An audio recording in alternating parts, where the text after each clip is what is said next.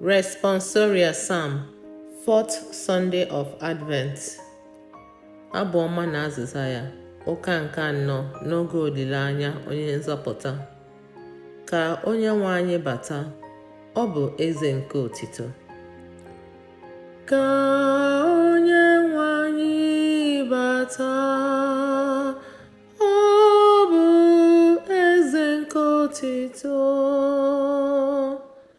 Onyenweanyi nwe ụwa,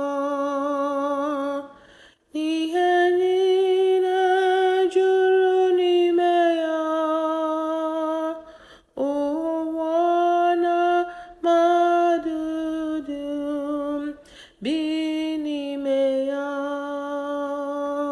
Ọ bụ ya guzowere ya n'elu osimiri. O mere ka o guzosie ike n'elu mmiri. Ka Onyenweanyi bata, ọ bụ eze nke otito. Onye ga-agbago na ugwu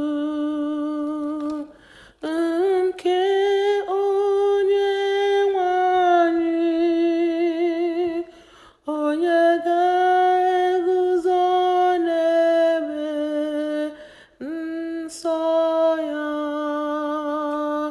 Onye aka ya kwụ ọtọ. Onye obi ya dị ocha. Onye anaghi acho ihe na-abaghi uru. Ọ ga-anata ngozi n'aka Onyenweanyi. Natakwa ugwo n'aka Chineke, onye nzoputa ya. Ọ bụ ụdị mmadu ndị a na-acho ya, na-achonu ihu Chineke.